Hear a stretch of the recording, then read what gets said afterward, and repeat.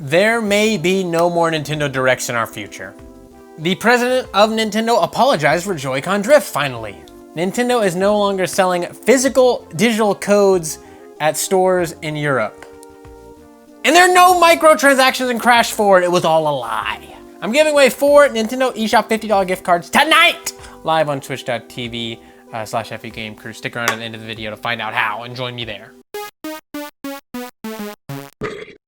We may not be getting any more Nintendo Directs, according to Nintendo themselves. At the 80th annual shareholders meeting, the 80th annual, I'm like, oh my God, that's a long fucking time. What is that, since 1940? That math is correct, right? They've been doing this since 1940, I guess. 80th annual, there you go. Well, 80th annual shareholders meeting. But yeah, Nintendo President Shuntaro Furukawa said that Nintendo Directs are incredibly effective for sharing new information. And then he went and talked about like, oh, Directs and blah, blah, blah, blah, blah. But it's been 10 months since the last major Nintendo Direct. Has been an incredibly long drought, coming up on a year. September 2019 was the last actual general Nintendo Direct we got. You're like, what about that? What about, those are minis and focused Directs, okay? We've had minis and focused directs since then, like focused on one single game or one single franchise, and then mini directs where it's like, oh, look, remember we told you these games were coming? Guess what? They still are coming. Stuff like that. Nothing incredible, nothing major. Since September of 2019, he also went on to say that there are new ways of releasing information that may be better than directs, and I have a quote. He said, "We feel Nintendo Directs are an incredibly effective way to present information directly to our customers in a very straightforward way. Inversely, times change and so does the most effective way to promote products. So there is a chance that a new, better way to present this information comes about. So we always like to examine all the possible ways to communicate this information to customers." And I'm like, or are you talking about like when you announced Paper Mario the Origami King 2 months before it came out and you're like, surprise bitch, new Paper Mario? And they kind of said like, oh, this is gonna be the way that things are gonna go for now. They said they wanted to do more announcements closer, keep their card, keep it close to the vest here. They don't wanna show them too, like, whoops, there it is, it's our full lineup for the year. They wanna keep it a surprise and show us a lot closer to release, which some people really like. Some people were like, oh, I like this. I don't wanna be waiting for 2 years and being like, oh, when's my game coming out? I can't wait. They get a little antsy, whatever. They want it to be a surprise. What, in 2 months? Okay. Which, I can see that. I can see both sides. I can see like, ooh, I like this huge information dump where we get like over a year's worth of like a schedule. Like, oh, this is gonna come, this is gonna come, with surprises in between. But like, oh, we know this major game is coming in fall, like blah, blah, blah, blah, blah. I like that, but I also did like the surprise. So I can't decide which one I like better. I think I like the Directs better. It's just like a fun thing. It gets really hyped. The internet starts talking like, oh my God. But people start talking about the surprise thing too. So I don't know. I think personally, they're gonna be going with the surprise stuff for now, because even them themselves recently said like they canceled the E3 Direct that they had planned, and they told developers, hey, wait till you're about to release a game, then we'll make a big hubbubaloo about it. But until then, just hold your information. They were like dead seriously just like saying this stuff. So I think that's what we're gonna see for the rest of this year at least. They're gonna hold things closer to the vest, like I said, wait for a month or two outside of release, and then go, hey, this is coming, surprise! Or maybe even closer than that. Like I feel like something like Pikmin 3 for the Switch, like Pikmin 3 Deluxe for the Switch, whenever that does come, which it will be coming. Trust me, they're not gonna just let that just rot. Like they put all that development time and everything into there. That's coming to the Switch eventually. I feel like maybe they'll do that even just like a couple weeks before, like, hey, there's this coming, because it's already something that we've had in our faces before, and we've known about it for years and years. Not the Switch version, but we know the game exists, we know what the game's about. So it's not that big of a surprise, like Paper Mario Origami King. And I'm fine with that. I would like to see Nintendo Directs come back. I'm not that upset if they don't, though, if they do this surprise thing. And I don't know which one's better. Like I said, I don't know which one's better. You let me know which one you like better. I feel like most people are gonna say they like the Directs better, just because it's such a tradition at this point to get our information dumps with these Directs. And other companies are copying Nintendo, like Microsoft and Sony. They are straight up doing the Direct thing now. Sony backed out of E3, even though it didn't even happen, but they backed out before it was canceled and said, hey, we're doing our own thing. Forget you guys. So, maybe that is the best way. I'm an idiot, so you tell me. And Furukawa apologized for the Joy-Con drift finale. He said, sorry guys, whoopsie. We didn't mean to do that, obviously. But my Xenoblade controller, my Pro controller, it has drift like hell. It started getting drift because I was playing with it live on Twitch like every single day for like 2 months. Now it just drifts like hell. It's terrible. I did a regular black Pro controller out. And I really liked my Xenoblade Pro controller because I love Xenoblade 2 and I like the color and it was nice and spicy, but now it's just ruined. I don't know if I can send that in and get that fixed. I don't know if it's Joy-Cons only that you can send in and get fixed for free. Someone let me know. I guess I could look into it, or I could try to fix it myself and just ruin it. I don't know. But anyways, he apologized for the inconvenience caused by Joy-Con issues and said he couldn't comment further due to the ongoing lawsuit, the class action lawsuit going on in America, which I will certainly be a part of because my Xenoblade Pro controller is fucked now. It literally just like my character's just moving this way or menus just go brrrr, just keep scrolling. And I think it's funny, he's like, sorry for the inconvenience, guys. Nintendo used to be known for incredible quality. If you have an NES or a Super Nintendo from your childhood, that shit still works flawlessly for like 95% of us, right? Like it's incredible craftsmanship, just super good. Game Boys, they have a Game Boy that survived a goddamn bomb, all right? It's in a fucking museum, okay? There's the 90s Nintendo stuff is just so good. 80s, 90s Nintendo stuff. Early 2000s amazing. GameCube sturdy as hell. Had a fucking handle so you could bring it around with you.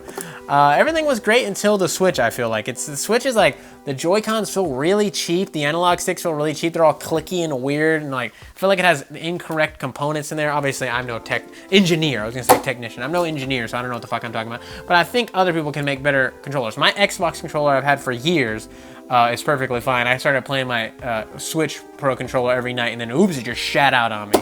Xbox put like, I think tens of millions of dollars into developing their controller. I think Nintendo was like, hey look, let's just copy that.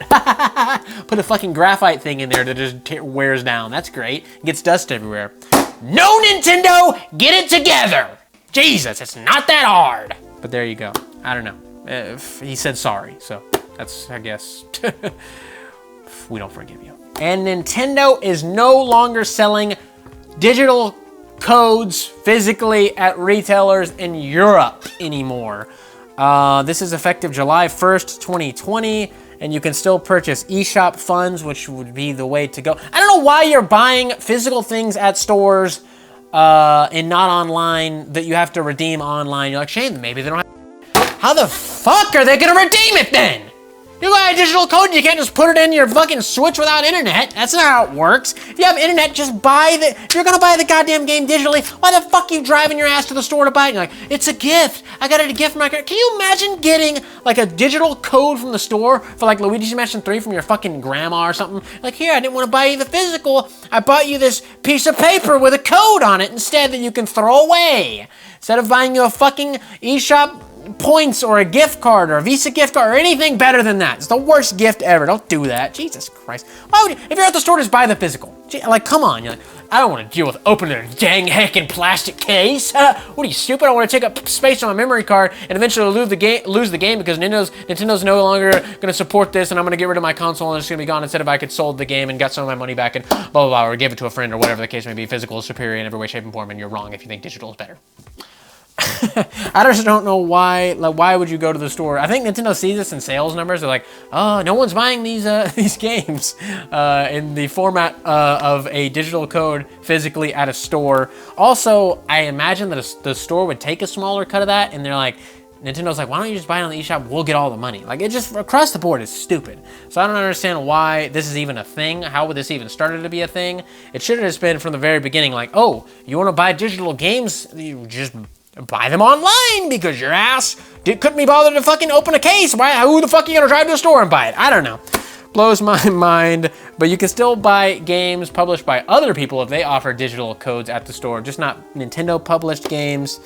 And yeah, that's just a really funny, weird thing that happened.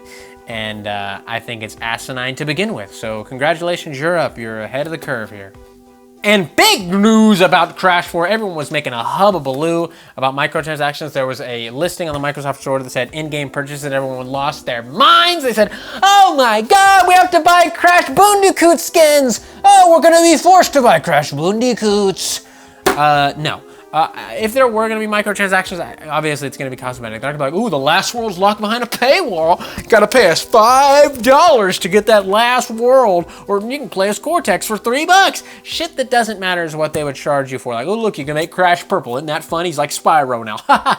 But no, Toys for Bob came out and said that there are no microtransactions in Crash 4. They came out on Twitter and said this. They straight up said this. I have the quote. They said, "We are seeing the confusion about MTX in," I guess that's microtransactions, MTX in Crash Bandicoot 4, and want to be crystal clear. There are no microtransactions in all caps in Crash 4. As a bonus, the totally tubular skins are included in all digital versions of the game." And there you go, you get fun little skins or whatever.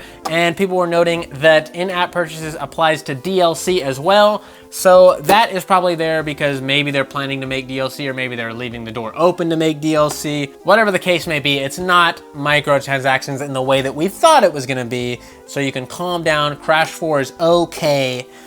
For now. Maybe they have this weird planned DLC where it's like, oh, we actually could have had this at launch, but guess what? We didn't. Wouldn't put that past Activision, but Toys for Bob seems to really care about this, and they're putting a lot of love and care into this, so I would wager that is not the case. We're just going to get some additional content down the line that will be some added fun.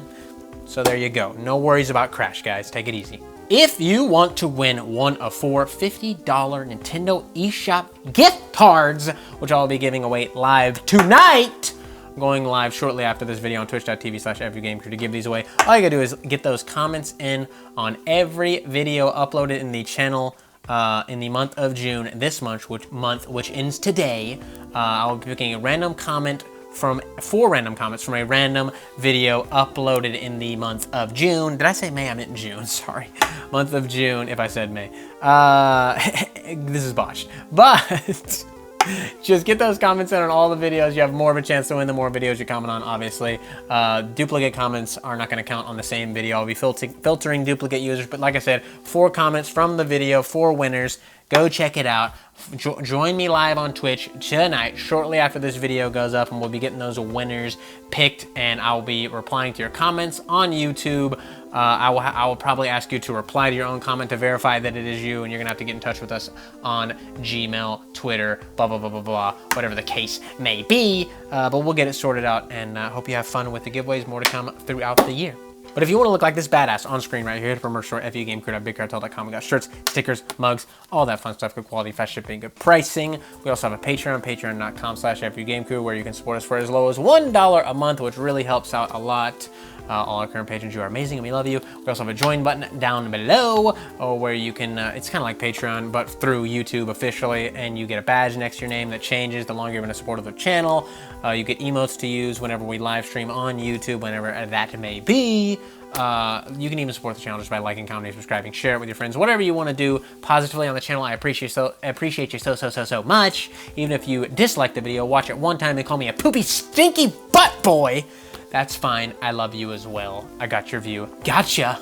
But links to everything in the description below. We're also on BitChute and Blair. Go check us out over there, and I'll see you later. So I want to say thank you to your loyalty. Thank you for your support.